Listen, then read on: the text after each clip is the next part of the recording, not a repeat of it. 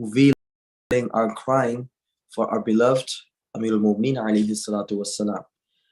Before we go into it, obviously I would be going through some of the fiqh rulings, but it's a little difficult for me because the day has coincided with the shahadat of Amir al-Mu'mineen, of course. But one or two things regarding Amir al-Mu'mineen. When he came, and we have listened it so many times, but just think about it, that when he came to this world, he came into the most holiest place on the earth, which is Kaaba, right? Inside the Kaaba, he was born. So when he was coming in this world, um, obviously Allah made special arrangements, and he made it in such a way that he took the best place on the earth, on this whole galaxy, that Allah could have choose, and he chose that place for Amir al-Mu'mineen. That's one thing. And secondly, when he was martyred in one of the most holiest side of Islam, which is Masjid al-Kufa. Masjid al-Kufa is among the top three masajid, or top most respectful masajid for the Shi'as, for the believers. First one is the Masjid of Kaaba, the Masjid al-Haram. The second is the Masjid of Prophet Muhammad in Medina, and the third is Masjid al-Kufa. So imagine Amir al-Mu'mineen coming in Masjid al-Kaaba, and then he was martyred in Masjid al-Kufa. So one of the biggest masjids on the earth when it comes to the sanctity. And then he was martyred when he was in prostration, when he was in the sujood. Subsazada, like the closest that you can get to Allah Almighty is when you are in the state of prostration, when you are in the state of sujood. So imagine someone being killed right in that stage. And what was the date that was chosen for him? He was killed on the night of Qadr. So he was struck on the night of Qadr. There are 3 nights that we say. There's a possibility between which night is the night of Qadr, but generally we have 3 nights that we respect. The night of 19th, the night of 21st, and the night of 23rd. So night of 19, he was being struck. Night of 21st is the day he was buried. So imagine the benefits and the fadail Allah has bestowed, or Allah has given to Amir al-Mu'mineen. They are immeasurable. I could have gone more on it, but obviously we have to come on to the topic that we are supposed to discuss today. Unfortunately, because of the time, because of the busy schedule, and because of the program that came in before, we were not able to go through this class in the start of Ramadan. Even though this Ramadan, if we could have taken the start of it, that would have helped us more than what we are taking it right now. But no problem. Either time we take the class, it is important for us to know the rulings that are pertinent to the month of Ramadan. And inshallah, we can improve ourselves as believers and know the rulings, the way the rulings work, and the way we should refrain from something, and the way we should do some things. Just remember the goal and the motto of this month of Ramadan is what? Ya Bismillah ar-Rahman ar-Rahim. Ya ayyuhalladhina amanu, O believers, kutiba alaykum as-siyam. It is wajib upon you to do, or it is obligatory to fast, right? Kama kutiba ala alladhina min qablikum. As it was wajib, or as it was mandatory for the people before you. لَعَلَّكُمْ تَتَّقُونَ.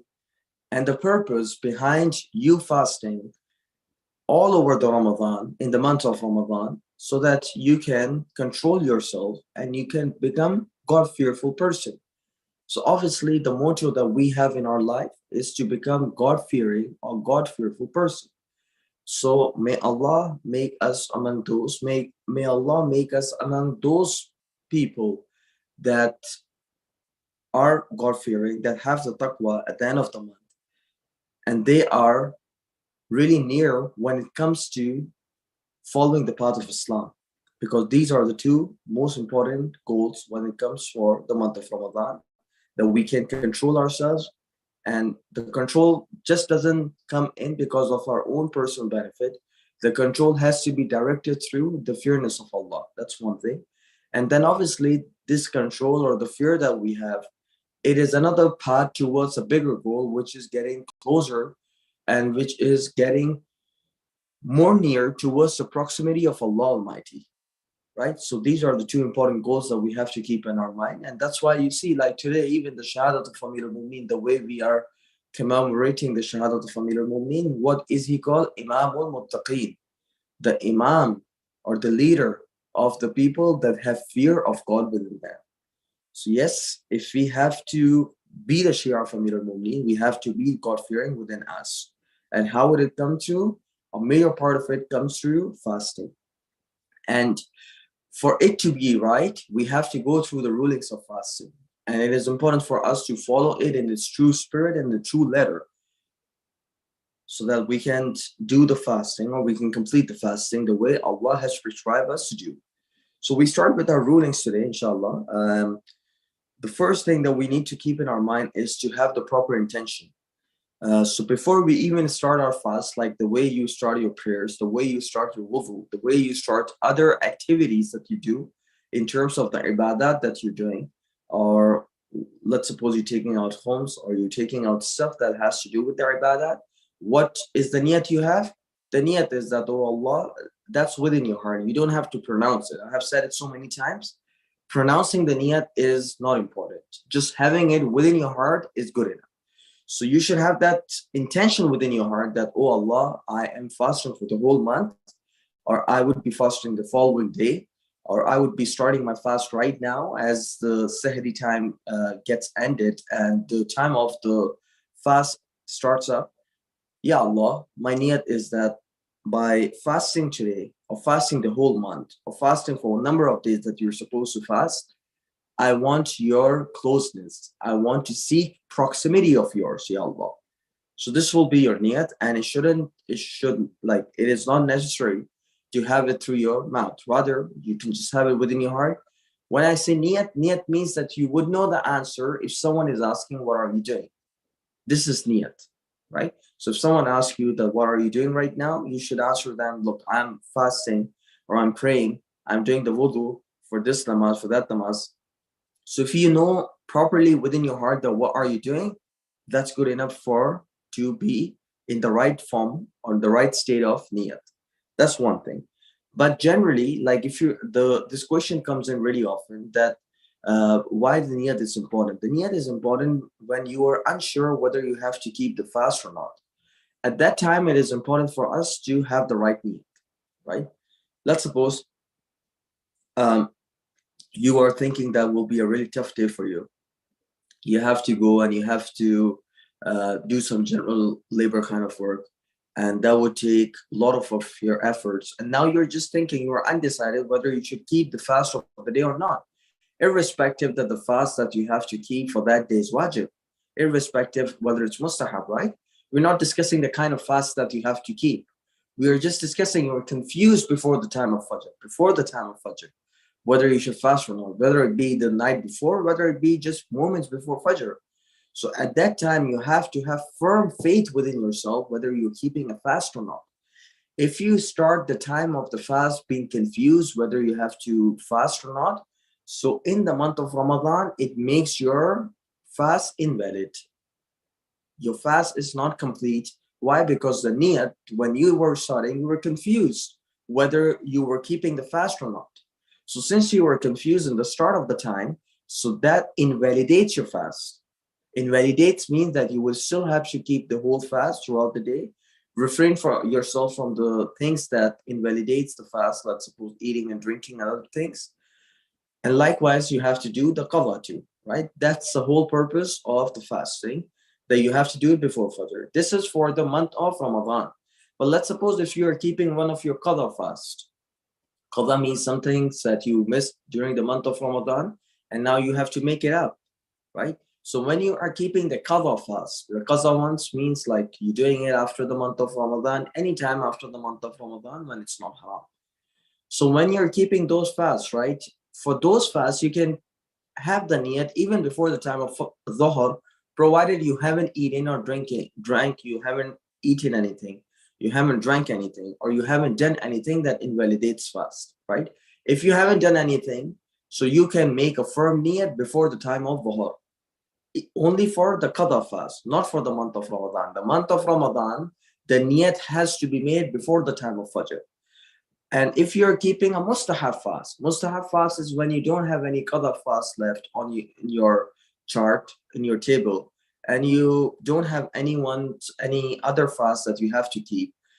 At that moment, you can keep mustahab fast. So the mustahab fast, you can even do the niyat moments before the Maghrib. Let's suppose it's 5 o'clock in the evening, the time of the Maghrib is 7 o'clock, and by 5 o'clock, I haven't drank anything throughout the day. I haven't um, eaten anything. I haven't done anything that invalidates fast. I'm going to tell more details of what are the things that invalidates fast. And now just 2 hours are left for the sunset, for the Maghrib. So even at that time, the mustahab fast, you can keep the niyat, or you can make your intention just moments before the Maghrib time. And your mustahab fast would be counted as the correct mustahab fast. Is that right? So we have three kinds of fasting. Let me just repeat it again. The month of Ramadan, the niyat should be done where you are from within your faith that, yes, I'm keeping the fast today or not, moments before the Fajr. So before the Fajr time, you have this niyat. For the fasting that you are doing, the qadha ones, you can do it before Dhuhr time, right? Let's suppose before 12 o'clock, I would say in the days in winter, and before 1 o'clock in the days in summers, right? Depending on the time zone you are there. And finally, the mustahab fast, you can keep it or you can make your niyat before Maghrib time, anytime when you want. So these are the three rulings regarding the niyat. And as I said, niyat doesn't have to be done through your mouth. You can just have it within your heart. And for the month of Ramadan, you don't have to make niyat every night. You can just make it the start of Ramadan. Let's suppose the 30th of Shaban, the night of the 1st of Ramadan, the night before the 1st of Ramadan. You can make the niyat. And you can make this niyat that, oh Allah, I will be fasting for 30 days or for a number of days that the fastings will be wajib on me and I'll keep it. Just have to do it within your heart and that's it. You don't have to even pronounce it through your words. So that's the masala for the niyat. And now the things that invalidates your fast, right? So there are like around 8 to 9 things that invalidates your fast, depending on the marja that you're following. But generally, they are like, just to be on the safe side, there are 9 things that break your fast. Ayatollah Sistani, he has difference of opinion in one of it. Inshallah, that we will be going through it. Some of it is not related to us, means children, right? They're more related towards adults. So I'm not going to discuss that. I'm only going to discuss that are more relevant towards us, right? So first is eating and drinking. Obviously, everyone knows eating and drinking, it breaks your fast, right? Second thing is that if you ascribe wrong thing or the wrong saying to Allah Almighty, to His Messenger, Prophet Muhammad sallallahu alaihi wasallam, or to the successor, to the Imams of Ahlul Bayt alayhi salam. Let's suppose if Prophet has not said something, and if you say that Prophet said this and that, then it's a lie, it's a sin that we have committed. And on top of that sin, we have also committed another thing, which is that it has invalidated our fast. Now, when I say that it invalidates your fast, it doesn't mean that we are allowed to do everything like eating and drinking, and we are allowed to do anything because now our fast is invalidated. No, even at that time, you have to refrain yourself from eating, drinking, or anything that invalidates your fast. And you have to go throughout the day the way you were supposed to, without eating, without drinking. And then you have to keep a qadha fast for the fast that was invalidated, right? The third thing is swallowing the thick dust.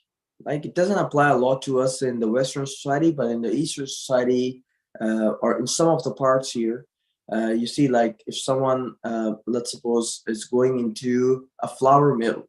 So if they go into that mill, if they go into that factory, you will see the flour is just all over the air, right? So sometimes it can go through your mouth and you can feel it right towards your throat area, right? That there is some thick particles, or there's some thick material within your throat area, right? This is swallowing the thick dust, right? Whether it's been the dust, whether it's been flour, whether it can be any other thing, right? Or whether it can be the smoke too, right? So it doesn't apply a lot to us, but if it happens that if you do it deliberately, that then invalidates your fast too. And then there is something related to the fourth thing is related to vomiting. So vomiting, if it comes in naturally without you controlling it, it's fine. But if you do it deliberately, like some people, they put in their fingers within their throat area. So when they put in their fingers, so obviously they tend to vomit as soon as they do it like this, right? So if you are doing vomiting deliberately, then it's a problematic thing. But if it comes in without deliberation, without you trying to do that, then it doesn't invalidate your fast, right? And then we have some stuff that has to do with adults. So I'm not going to go into that much details. Inshallah, if we would have a brother only class or sister only class with a sister, then perhaps we can touch one or two things that are more relevant to it. But inshallah, if you can just try to refrain yourself from the stuff that I have mentioned, inshallah, your whole fast will be completely fine. So now we come to some of the general ruling regarding eating and drinking. The eating and drinking, sometimes we tend to eat or we tend to drink forgetfully. Now, if we eat or drink forgetfully, and even if it means that we eat a whole meal or we drink 2 glasses of water, but if we have done it forgetfully, then it's fine. There is no problem in it. गलती से अगर आप कोई चीज मुंह में ले लें and then you eat it, then you swallow it, it's not a problematic thing. It's completely fine, right? Secondly, now there is a masala that we need to keep in our mind. You see, like when we're eating something, sometimes the food, it gets stuck within our teeth, like inside our mouth. And sometimes, right in the time of fasting, when we are fasting, we sleep without brushing our teeth. And the following day we wake up and now we feel there are some particles within our mouth. And sometimes we swallow those things, even the smallest or the minutest of things that are within our teeth or that are between our teeth, and we swallow it and we take it inside, right? Then that thing invalidates your fast. It is like eating like a proper meal, even if you eat a proper meal, or even if you eat the smallest of one rice, right? Or one drop of water. It doesn't matter. Eventually, your fast will be invalidated if you do it like that. So we have to be mindful. My personal opinion or my personal like guidance for you would be to brush your teeth before you sleep. Or when you are done with your sahri or with suhoor, it is important for you to brush your teeth, right? Then a third masla comes is swallowing this saliva, right? Saliva, you can swallow it, obviously.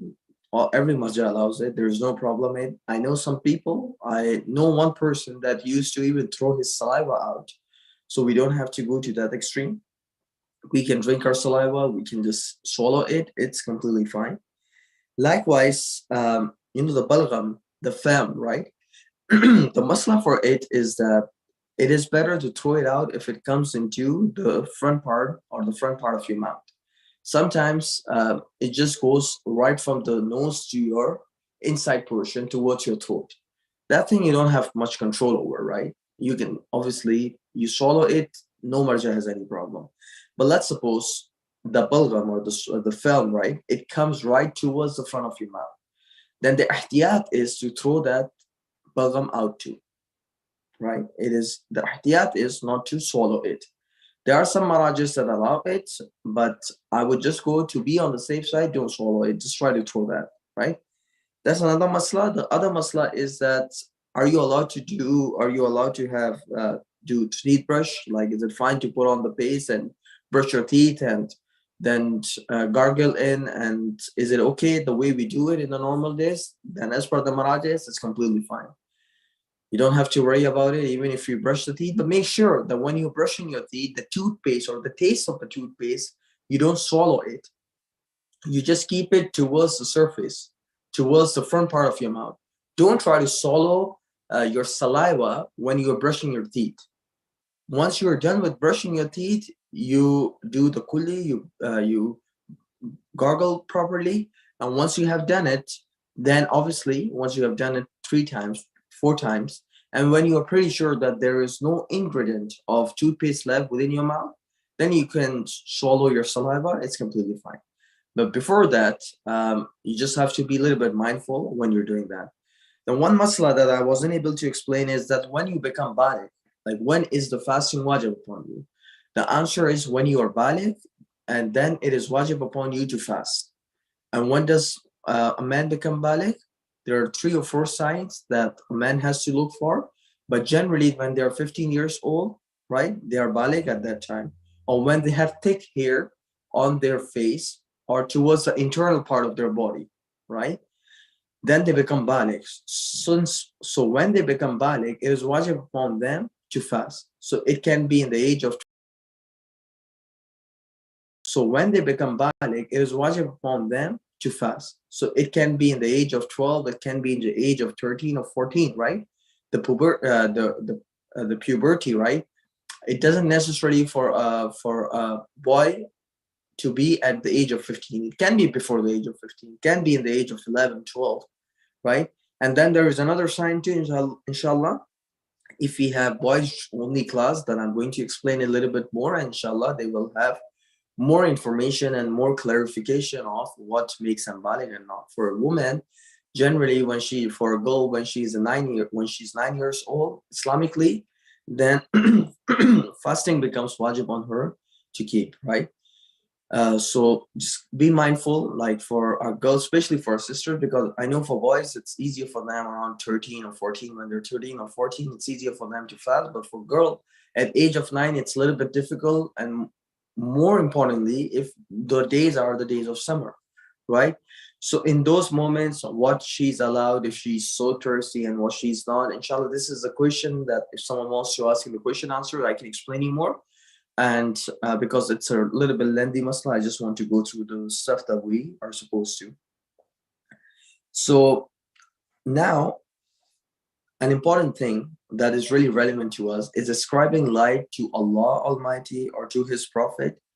And when I say Prophet, it means Prophet Muhammad sallallahu alaihi wasallam, and to the Imams and Sayyidah Zahra, to Jada Masumin and Allah. If you are ascribing any light towards them, it's a sin by itself, as I have mentioned, and also it breaks your fast too. It invalidates your fast too. So if you're quoting something, now the problem, where does it come in? Now, if you get a message and if you're unsure whether this message has the correct reference or not, whether the message that says the Prophet said this or Amir al-Mu'mineen said this, whether it's the correct reference or not, right? What you're unsure, right? So in that way, you can forward it, provided you mention the source. Let's suppose I read a quotation in the book that says the Prophet said this. So now when I want to mention that saying, I should say that it is being communicated or it is being narrated from the Prophet. The Prophet said this, and this thing is mentioned in the book. Example, in Al-Kafi or in Imam Ali has said that, for example, in Nahj al-Balagha, quote number 23, 24, whatever the quotation number is. So my only advice to you is that if you're unsure, don't forward the message, right? And if there is a source mentioned there, then you can just forward that source, provided you say that, forward it as received. So there is no responsibility towards you, right? You get my point? So when it comes to the ruling of attributing a lie or not, it doesn't only mean that you're doing it deliberately. It also means if you're confused, if you don't know the source, then don't say that Prophet said this and that. You have to be sure. You have to be 100% sure that this thing is mentioned in this book, and then only you can mention it as Prophet said this or Imam Ali said this. If you don't know it, then be just like, that's what I heard. I don't know I don't know how authentic it is, and I'm just quoting it forward. Or the other thing you can do is that you can just quote the name of the book and the page number.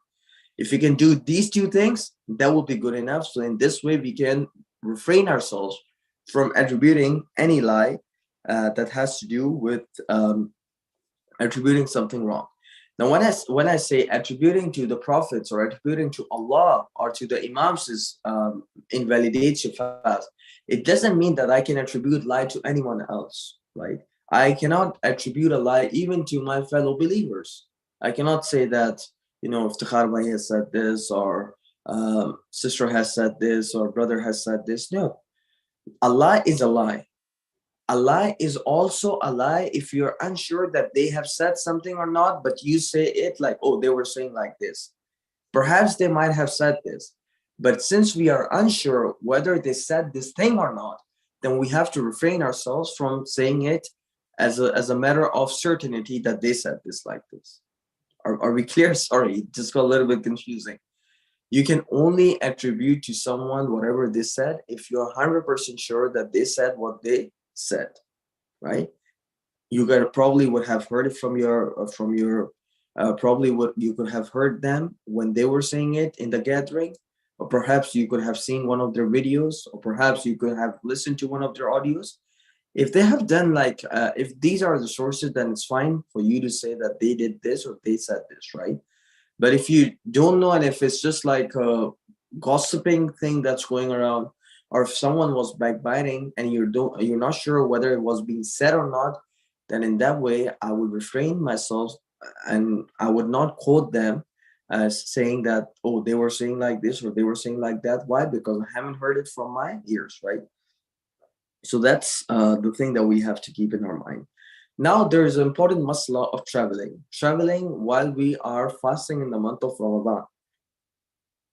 So the one thing we have to keep in our mind is that before the 23rd of Ramadan, it is fine for you to travel, but it is makruh. Like, let's suppose if you're traveling outside the city without any reason, like sometimes you would have the right reason, sometimes you would have the majburi to travel. I'm not talking about that, but let's suppose if you don't have any any need to go outside, and even then you travel, right? Then it is makruh, it is disliked to travel before the 23rd of Ramadan. After 23rd of Ramadan, it's completely fine. You don't even have to worry. You can just go and you can travel the way you want. So traveling means every traveling that includes 44 kilometers of traveling, going forward and coming back, right? Let's suppose I'm going to Niagara, right? So if I go to Niagara, then the distance that I have to calculate is as per Ayatollah Sistani, is from the last boundary of the city, the last point of the city, which is the last point of GTA. Let's suppose the last point of GTA is Milton area, right? And if I'm going further west, or if I'm going further east, the last part of GTA would be Oshawa area. So from Oshawa area all the way, the distance that I'm going, let's suppose the east side I'm going to Kingston, the west side I'm going to where? I'm going to Niagara. So I would calculate the distance from the end of Milton, or from whatever area the GTA is ending. I would calculate my distance from there to the destination that I'm going. So if my destination is, let's suppose, Niagara, which is more than 100 kilometers one way, so 100 kilometers, so let's suppose 80 kilometers one way, so which means that if we combine the distance, it is roughly around 160 kilometers, right? Likewise, if I'm going to Kingston, so if I take Oshawa as the last point of GTA, then Kingston is really far from Oshawa, right?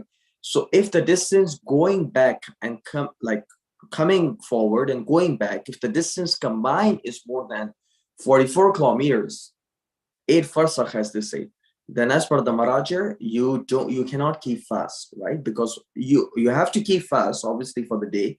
But once you go off the city, and once you go from the boundaries of the city towards another city now, then your fasting, you don't have to keep the fast for that day. You can break your fast. Rather, the fasting for that day becomes haram. Why? Because you're a traveler right now. And since you're traveling, you don't have to keep fast. Now, there's the difference of the timing when you're leaving. If you're leaving before Dhuhr, this rule applies when you're leaving before Dhuhr time. But if you're leaving after Dhuhr time, then you have to complete your fast for that day only. Are we clear on that? Let's suppose if I'm going to Windsor, if I'm going to Niagara, if I'm going to Kingston, and if I'm leaving my home after Dhuhr time, I have to complete my fast. But if I have left before Dhuhr time, let's suppose at 10 a.m. in the morning, and if I have reached the boundaries of the city, and if I have gone over the GTA area, and if I'm in a different city, let's suppose if I'm going to Windsor, I'm in Kitchener area right now. Then in Kitchener area, I can break my fast and I can continue with my traveling. Or let's suppose if I'm going to Niagara and now I am in the area of Hamilton, or let's suppose Grimsby, right? Then I can break my fast and I can continue with my traveling, right?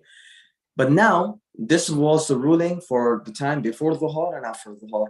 But let's suppose one of the important things that you have to keep in your mind is that you are only a traveler. You're only a musafir if you're going to a city and you are living there for less than 10 days.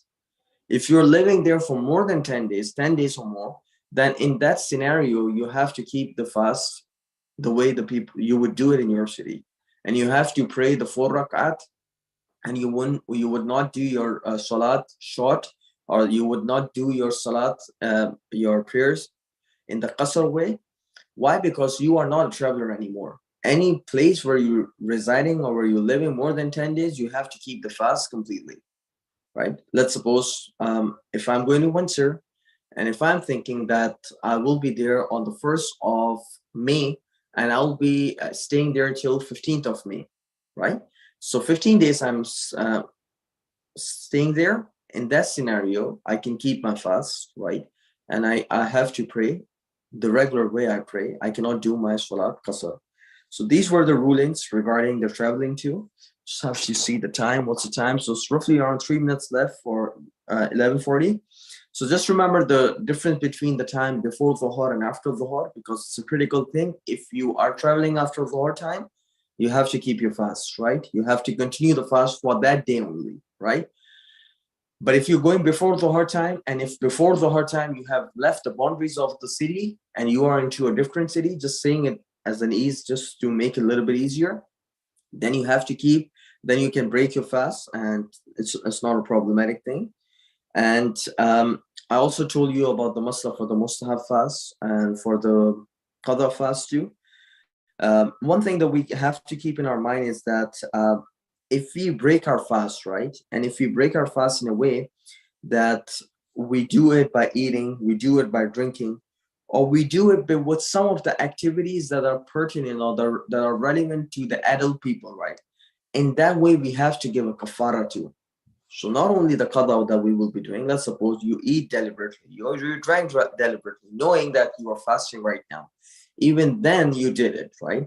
In that way, you not only have to do the qada of the fast, you also have to give the kafara for the day too. And what will be the kafara? The kafara would include freeing a slave. Obviously, it's not really relevant to presently the world that we are living in, or feeding 60 poor people. Feeding 60 poor people, the masakin. It has a little bit more details, so if someone has gone through this masla, they can ask me. Or fasting for 2 months. So imagine one mistake, one deliberate mistake we did, and it would cost us so much, right? 60 लोगों को खाना खिलाएं, or 60 रोजे रखें. Like imagine 60 fasts that you have to keep just because you ate or drank deliberately for a moment in one of your fasts. Imagine if someone has done it for all 30 days. Imagine how many kafara they would have wajib upon themselves, right? Likewise, this kafara thing, it also applies for the people that do not fast deliberately. Like sometimes they would have a reason. Sometimes I'm not feeling well. Medically, I'm not allowed to do it. That's another thing, right? But let's suppose there is no problem. A person is really normal. They can fast throughout the day, but they don't do it deliberately. So if they have not fasted deliberately, knowing the masala, then in that way, they have to give all those kafara that I'm mentioning right now. So just be mindful of this kafara thing. Inshallah, there are more masails regarding the rulings for the fasting too. One masala that is also really relevant to us is that sometimes the fasting becomes haram. Now you'll be thinking, fasting becomes haram? We have only heard it's wajib. No, sometimes it becomes haram. It becomes haram when we are doing at a day, when we're doing in some of those days when it's haram, like on the day of Eid al-Azha, or the Eid al-Fitr, like we said Baqar Eid, or the normal Eid that comes after Ramadan. We cannot fast on those days, right? Likewise, the day of Ashura, it is makruh for us to fast, as per the scholars, as per the fuqaha. Likewise, if it's injurious to your health, Injurious, matlab kya? Matlab ke if you're going through a problem, medical problem, if you're going through an injury, if you're going through some sort of disease, that if you would fast that day, that will result in increasing the intensity of the disease, or it would result in making it worse than it is right now because of the fasting, then we have to refrain and we cannot fast for the day, right? This is sometimes it is like it happens that I'm having a severe headache, and if I would fast that day, that headache would continue for 5 or 6 days more. But if I would take the medicine at the right time, I can get hold of it properly, and I don't have to go through the problem for 5 or 6 days. In that scenario, sometimes it becomes haram for the people to fast. Why? Because Allah has made fasting as a way for His proximity, not for the believers, so that when they are fasting, it's so difficult for them that it becomes literally impossible for them to fast, right? So Allah has given us the ease. Allah has made this sharia, Allah has made His rulings easier for us to follow. If someone is going through a major pain, if someone is going through a major problem, then it's not wajib upon them to fast. Rather, sometimes fastings or the fasting can become haram if it will lead to deterioration or damaging your health more. So these were the rulings today for the rulings regarding the fasting. I have gone through it really quickly within one class. I know it's difficult. One of a really common ruling, because I get this question a lot. Can we inject the injection, right? Can we inject the needle while we are fasting? So the scholars, they have a different ruling. If it's just for the numbness, well, let's suppose you're going through an operation, you have to put on the stitches. If it's for the numbness, then no scholar has any problem with it. It's completely fine. But if it's a source of energy for you, be it like you using an alternative way to give yourself energy, right? Or let's suppose you're putting on a drip, right? In that way, Ayatollah Sistani allows it. But some of the scholars, I think Ayatollah Khamenei and other scholars, they have a problem with it. They don't allow the people to do it like that.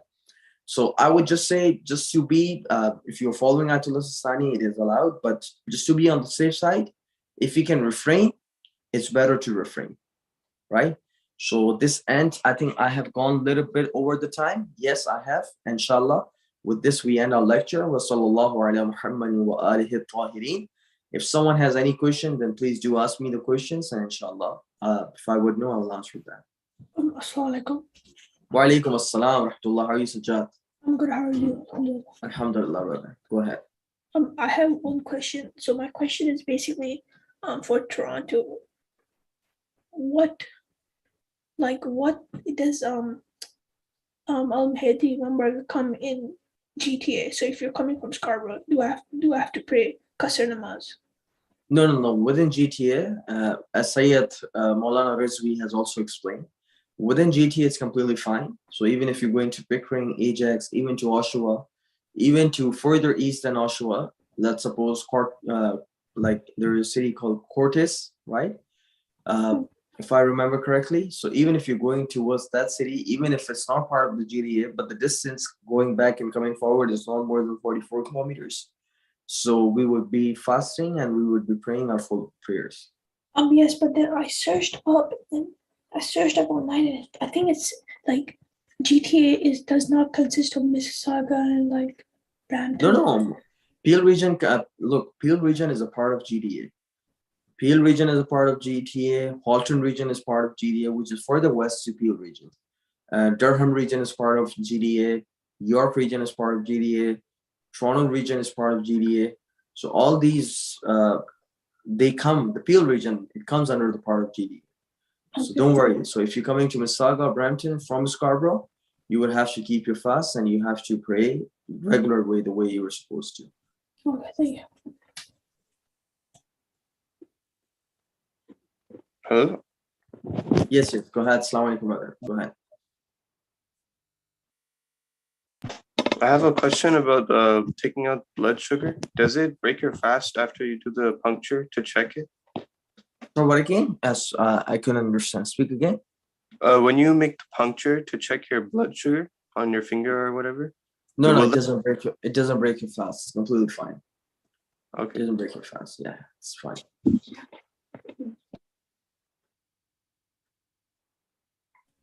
I think that's it. We can just finish it off with like Someone has any other question? Any other one? Like any other question they might have?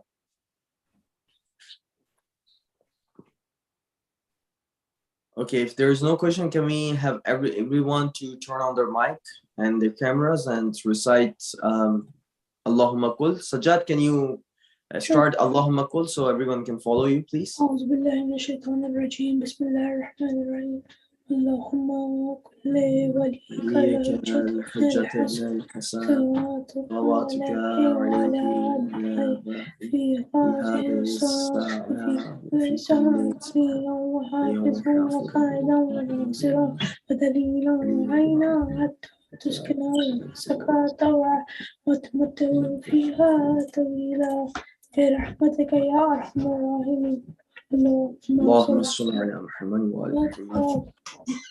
Inshallah, we'll meet each other, inshallah.